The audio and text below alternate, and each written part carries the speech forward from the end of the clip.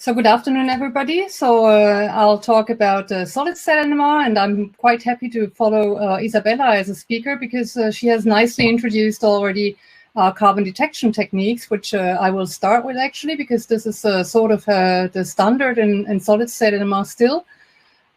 So I'll talk about the assignment methods for that one, and then I'll go to applications of these methods to alpha-synuclein, which we have done recently. And then I'll switch to proton detection methods, which are more recent in solid-state NMR and still a bit the exception. And I'll talk about methods for the sequential assignments and then also some applications in the end. Let me first thank my collaborators and co-workers on that before I run out of time. So this is work which has been done in collaboration with people from ETH Zurich, from Bert Meyer's group, on the NMR side, and on the viral protein side with Ralf Bartenschlager and Michael Nassal from Heidelberg and Freiburg, and Ronald Melki on the fibril side from Paris, together with Henning Stahlberg from Basel. Sequential assignment, well, this is our all basis to NMR analysis, and in solution NMR it has been established since a long time, and it mainly is used proton detection, but also, as Isabella has just shown, carbon detection. And in solution, mostly J-coupling transfers are used to get over the polarization in multidimensional spectra. In solid state, we have for the most time detected C13 because the protons, they were too broad under conditions still some years ago. And we have used also mainly dipole coupling transfers, which are in solids much more efficient under these conditions than J-couplings. However, the recent development of proton-detected techniques introduced also J-coupling transfers to solid state now, and they can be used, but in our hands and in many cases, they are still less sensitive than the dipole transfers. If you do proton detection, you must use fast MAS. It works from 40 or 60 kilohertz on, but becomes really usable, in my opinion, at around 100 kilohertz. Then you get really small rotors, and you get then a substantial mass sensitivity gain, actually, which is about a factor of 100, because you have to put for the about the same sensitivity, you put about 100 times less protein in the rotor, which is a big advantage for proteins where you cannot obtain too high quantities. Let me say some words about the specific challenges in solid-state NMR. Well, sensitivity and resolution is the most important one. It's not so specific because we're all battling with that. We're getting higher fields, so it's getting better. But in solids, we have already long experimental times for fingerprint spectra, which are in carbon detection, mainly DAR spectra, which are carbon-carbon correlation spectra. And in proton detection, H and H, they take about 2 hours to overnight, depending on the protein. We still have short coherence lifetimes, and the dipole transfers are thus almost always better still. We have broader lines as in solution. And what is also a bit tricky sometimes is that the experimental setup is highly dependent on magnetic field strength and also spinning frequency. So you change spectrometer, you change the rotor, everything becomes different. Other pulse sequences must be used because the others, they don't work anymore.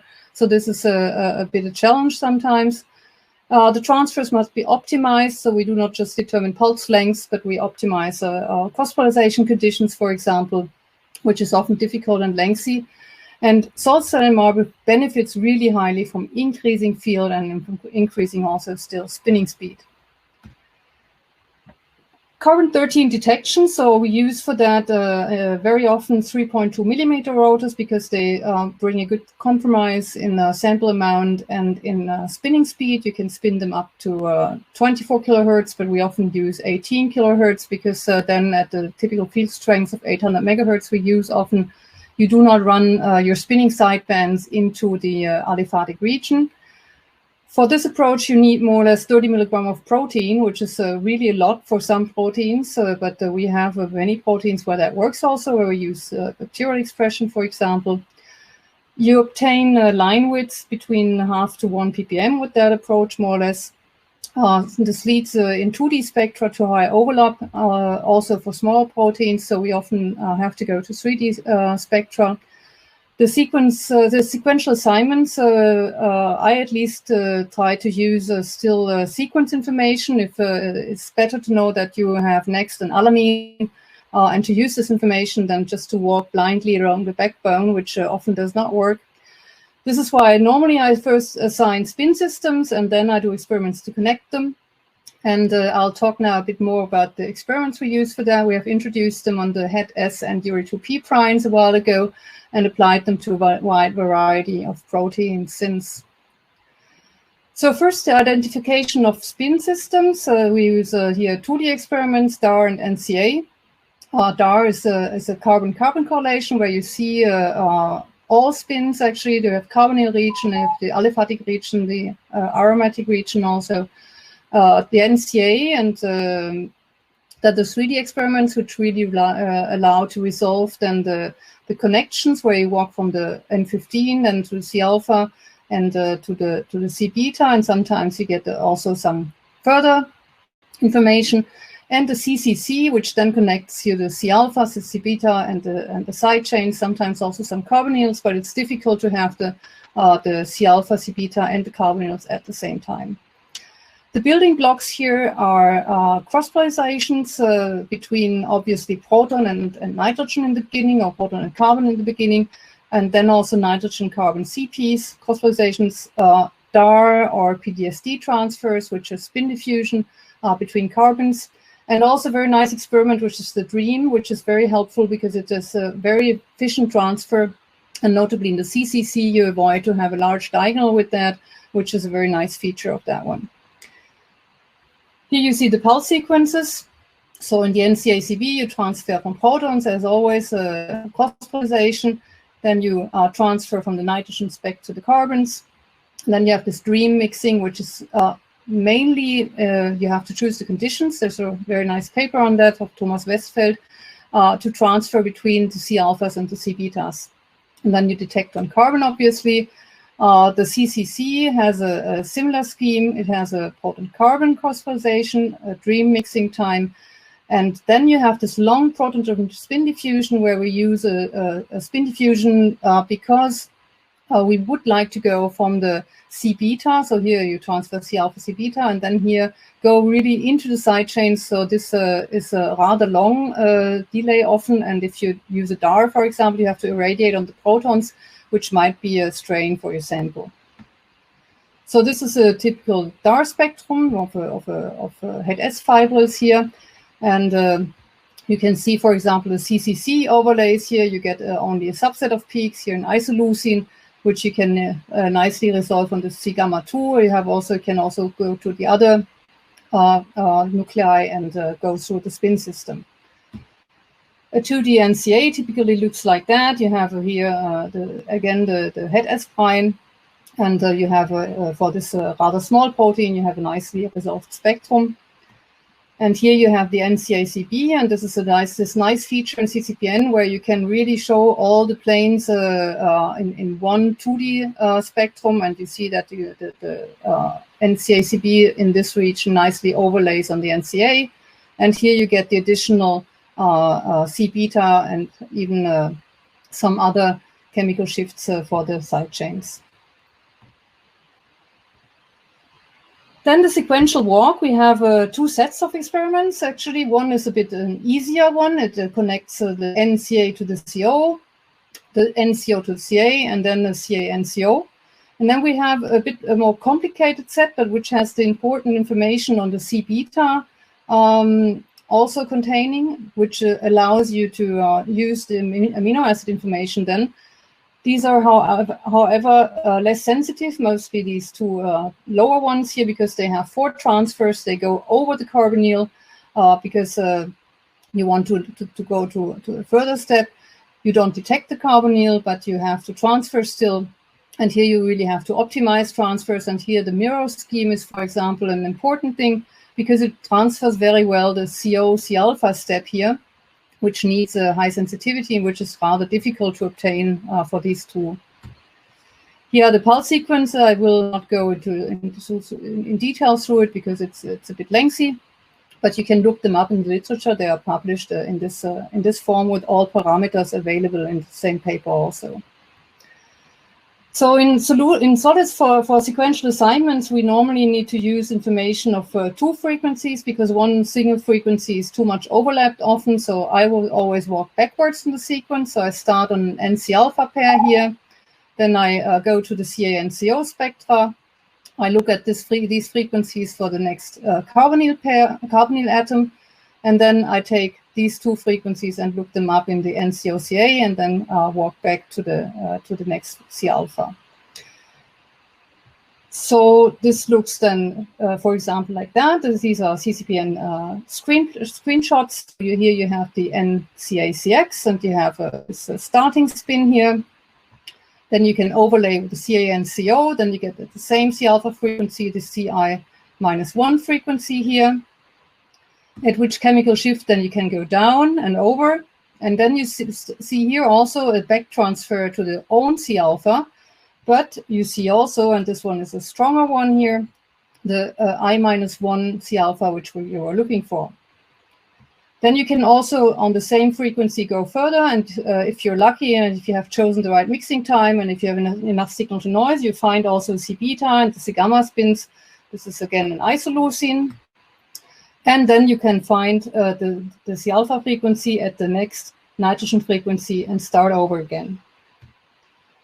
You can check the amino acid type also using the NCACB experiment, where you find, again, the cross peak here, which confirms the spin system. You can go back to the DAR also and label the spin systems and see if this is really an isoleucine you need here, or if you're wrong and you need something else. You can also go to the CCC and then go through the spin system to see if these really belong together. So this is about the set we record, and then if you have finished your assignments, this is a feature I really like a lot in CCPN also. You can check the quality and the completeness actually by back predicting the spectra. This takes your shift lists, and you have to enter the spectrum type. If this is an NCO, for example, you have to give some information if you want to have a space bond limit. So if you just want to go one bond or all the bonds through. So normally here I select for all bonds because I want to predict a DAR first or an NCA. And here's important information if you just want to have intra-residue connections or also more of them. It is very versatile and can predict really most types of experiments, including 3D. They have all been entered. This is this nice paper from CCPN consortium here. And here, for example, you have an NCO back predicted, NCA. And actually, when you look at these spectra and the predicted peaks, you should have a cross on every residue, on every peak. And if you don't have it, as here, for example, you see the missing crosses. Actually, these are NCB correlations. So obviously, they are not predicted because you have predicted an NCA. So they have a good reason not to be here. But here, for example, there's some residue which remained unassigned and which might cause you problems afterwards when you do structure calculation. This is the same thing for DAR. Again, you see there's some peaks which have a good reason not to be there. These are proline correlations which appear and which are not predicted. But most of the peaks are covered by this assignment, which is rather complete. What you can also do, you can then predict, including your predictions, also the II+1 and II+2 peaks. And this gives you then information if the prediction is good, if you have sequentially assigned the right residues, because if not, the connections, they will not be the right ones. And here you can also see right away if your mixing time is long enough, if you get long-range restraints, or if you don't have them. So these tools, including CCPN, have allowed us really to work a lot on sequential assignments. And I would like to show you the example of alpha-synuclein, where because sequential assignments are really very important and yielded information which was central afterwards for the structure determination, which was not done by NMR but by EM in the end. Alpha-synuclein, you have seen many posters on that already. It's protein fibrils which are related to Alzheimer's and Parkinson's diseases. The samples are often polymorphic, so we did iterative sample propagation using the biochemistry and the NMR information. The NMR was recorded partially in a BioSafe probe, which gives some security if you have rotor crashes at 17 kilohertz MAS and at 250 megahertz. Fibril polymorphism is something which is rather often observed, so the protein can form different structures. There are many posters on that also, and it is better for NMR and also for EM if your sample contains only one of them, so you can be sure that you're working with resonances which come from the same type of structure. NMR is a very nice method to determine that, because here's an example of the first samples we got from Ronald Melki and from Luc Bousset, and you see that the lines appear broad and there's too many peaks and for the residues you expect, and that was actually a mixture.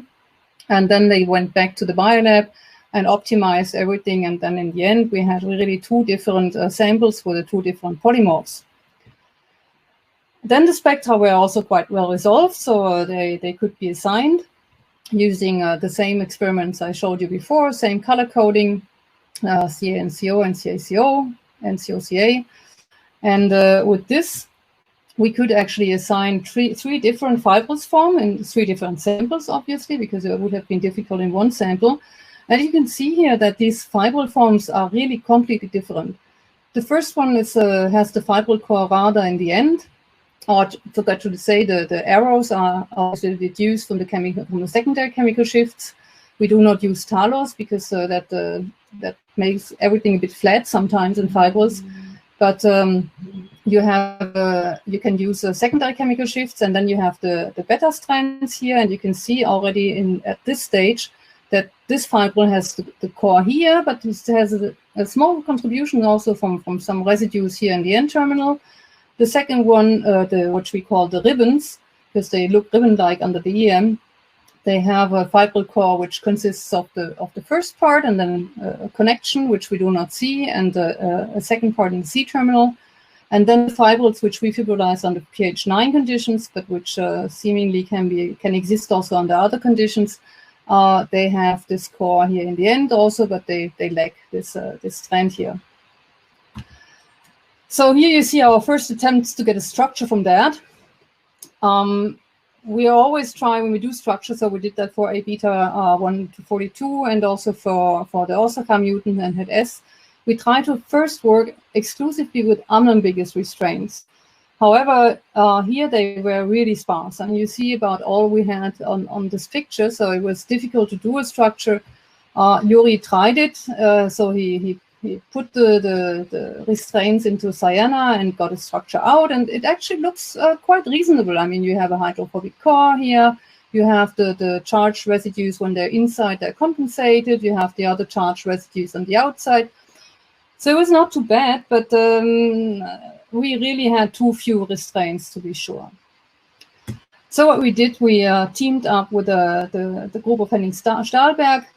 It was a really nice collaboration. I enjoyed a lot between the biochemistry, the NMR, and EM. So it was really great. And we started, or they started on the first sample was the pH 9 fibrils they analyzed, and they sent us the first electron micrographs here. And I took the pH 9 fibril information, the beta strands we had, and I couldn't fit them in. It was really impossible. So I then took the other ones, and I actually realized that this was the fibril sample and not the pH 9 sample. So there was some mix-up between the samples, but then we sorted that out. And you can see here that you can put these arrows here nicely in the electron density. And actually here was a piece which was not connected on either side to any rest of the structure. And this was actually this precise part here from residues 15 to 20, which we could then identify being this unconnected stretch.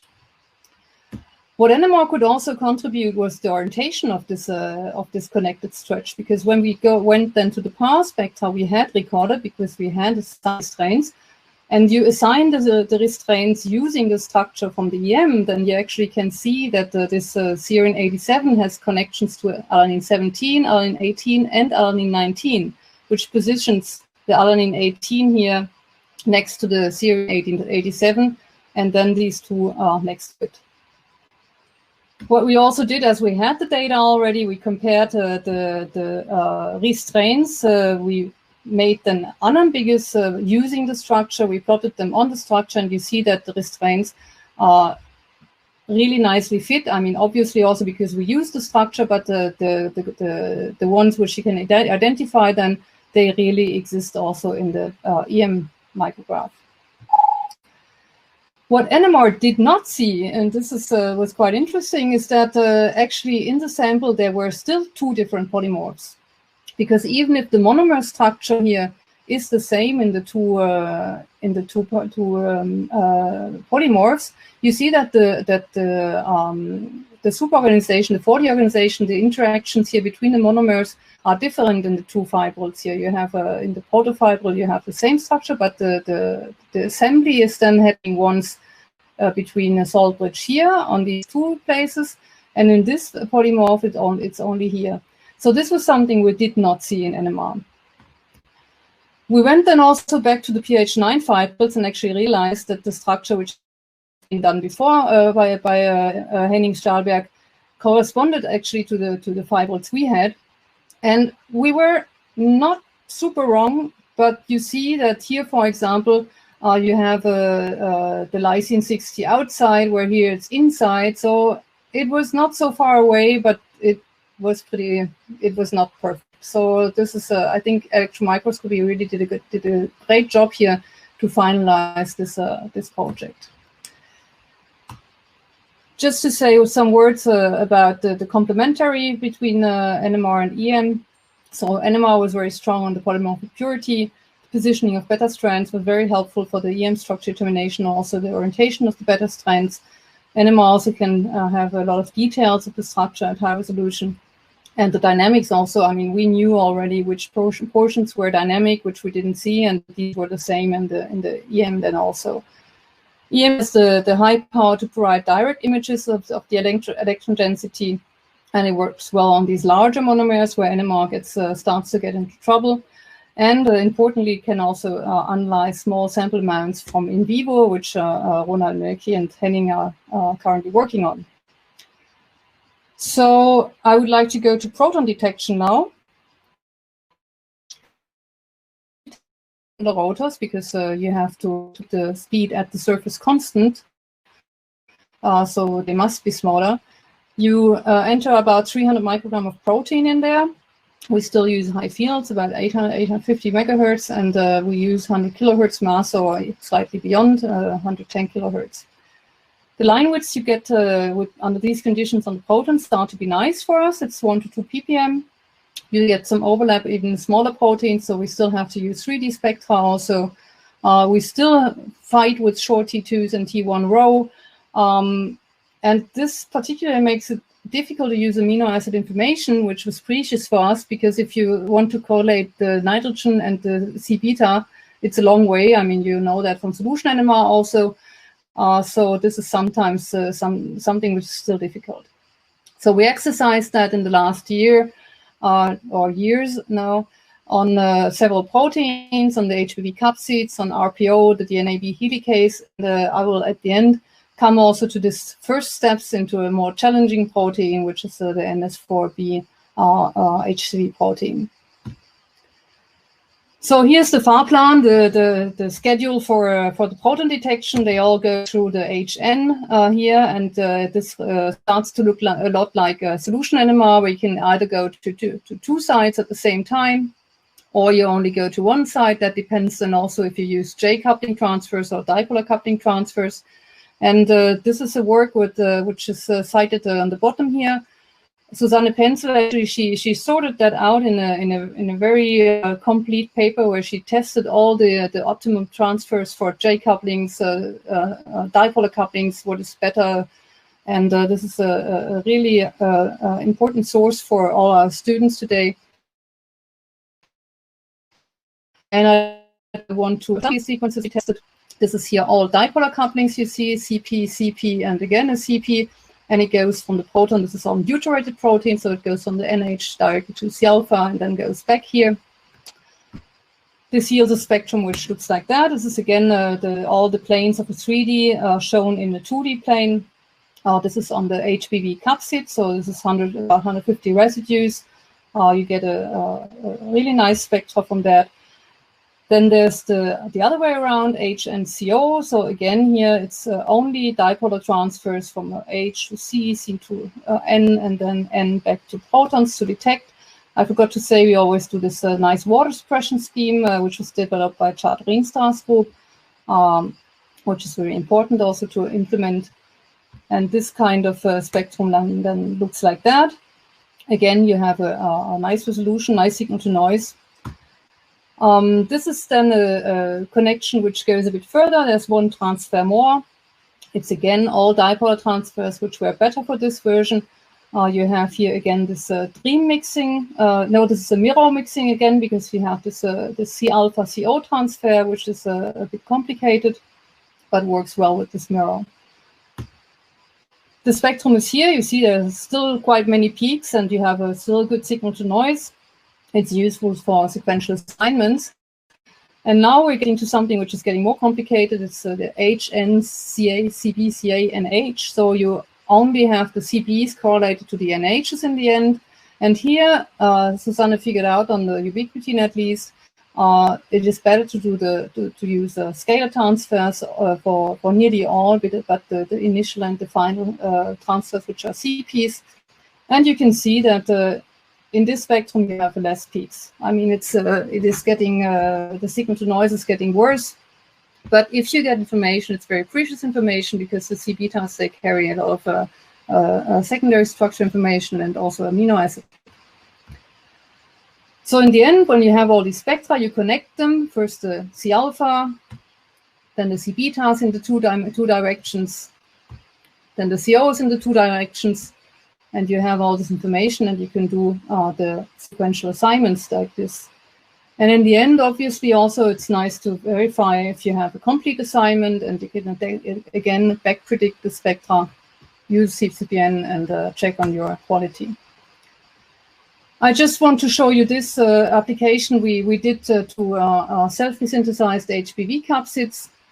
And first to show you that if you have protonated or deuterated proteins, and we did both of them, both in E. coli and also in the cell-free approach, you can see here that you still gain quite a lot when you use deuterated proteins. So for this protein, you see the spectra look quite nice, but they still look nicer when you're deuterated, and you have a better line width on average by 40 Hertz, which is not negligible on this kind of proteins. We could also record 3D spectra on this sample. I mean, in cell-free protein synthesis, in the eukaryotic version we use, you get more or less 1 milligram of protein easily and for a reasonable price. So we could not have done that with 3.2 millimeter rotors. We really need these small rotors here. And you can see another nice feature of the cell-free system actually here. In cell-free synthesis, when you do deuteration, then you use deuterated amino acids, but you have a protonated solvent, so the reaction takes place, the synthesis reaction takes place in H2O, not in D2O. So what does that mean? This means that you do not have to back exchange the amide protons, and you see here in the E. coli sample that the back exchange was not complete, and this still is a quite small protein, but it has a very stable hydrophobic core, and you actually miss some very important resonances here. When you do that in E. coli, you have to denature the protein, if that really works, in order to gain them back. So this is important, mainly if you go to membrane proteins, for example, then you can directly produce in the NH protonated form. So if I still have time, some minutes, I'll talk about first applications to membrane proteins. So this is the NS4B protein from hepatitis C virus. So you see here some other proteins from the hepatitis C virus, but this is the NS4B. So there are some portions which have been determined by solution NMR in mice cells, more or less. But the main part is still of unknown structure. It's supposed to have a dynamic structure, moreover, that this part can be inside or outside. So it's a quite complex protein. We produced it with a cell-free protein synthesis, because it's the only system in our hands where we could express NS4B. As I said, you do not need to back exchange the protons, since deuterated amino acids are used in a protonated solvent. the addition of amino acids to reaction mix in cell-free synthesis allows very straightforward amino acid-specific labeling, which is very useful when you do sequential assignments because you have these nice starting points then. We use a one-step purification with a struct tag and then do a membrane reconstitution, and the NMR was done using a 0.7 millimeter probe, 100 kilohertz MAS and 850 megahertz magnetic field. First, just to say some words about sample preparation. We did we do these wheat germ extracts. These are homemade. We do that now routinely. You add the messenger RNA of the protein to that. You translate. You add detergent. The detergent which solubilizes the protein so can be tested. We then have the protein in detergent solubilized form. And we add then lipids, which are also detergent solubilized. And then we use this method where you remove the detergent with cyclodextrin, which in our hands works much faster and better also than dialysis, which takes often 7 to 10 days, and it's very lengthy. And then we have the protein in the lipids, and this is we just simply centrifuge that using dedicated fitting tools into the NMR rotor and measure this then. Here also sample conditions were directly optimized by NMR, which was a bit of trade at the beginning because there were very few rotors available some years ago for the 0.7 millimeter probe. So that was a real fight to get these rotors, empty them, fill them again, empty them, fill them again, using different lipids. We also used ATP, for example, to see if the protein was supposed to bind ATP and if that does improve something. You see that most samples look very similar, with the exception of this one here, DPPC, which is obviously not the right choice. So we made a cross on this one, but the others were pretty much similar.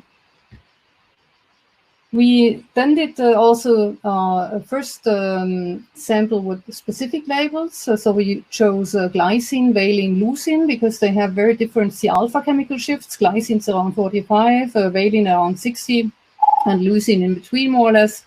So to have a good spread of the resonances. And here you can see the H and H of the selectively labeled sample in red and the fully labeled one in gray. Here you can see the H, CA, and H of the uniformly labeled sample in green here, and then the selectively labeled one here. You see the glycine region is well covered here. You see also that these have not been, are definitely not glycines. And then you see that if you connect the NH then to the CO, which is belonging to the preceding residues, you only get the pairs, which are highlighted here, and you get really few resonances then in this spectrum. You can identify many pairs in the H and HCA and H and HCO and H spectra. So these are the resolved ones, which are very nice to correlate. And we started a sequential assignment, and using all these experiments and the selected labeled ones also, we could assign today 2 stretches here, the one from 119 to 125 and one from 237 to 241. And actually, the first stretch, then we did the secondary chemical shift analysis here, and you see that the first stretch here has mainly positive secondary chemical shifts indicative of alpha helical conformation, and you see that this segment is sitting in the model here in the membrane. So this is this looks like it's a good model. However, for this part here, you see that the secondary chemical shifts are not alpha helical, but there's something else. So this model is not conform with our data. To go further, I think in this case, we really need higher fields. It's a good thing that the 1.1 gigahertz has just been installed in Zurich these days. So we should soon be able to go further on that. We'll probably need also more selective labeling schemes, different ones to get more starting points, and eventually we'll also make that maybe a combination with electron microscopy to get the overall shape of the protein in a better way. And with this, I would like to thank you for your attention, put up again my collaborators and colleagues, and if you have questions, I would be happy to answer them.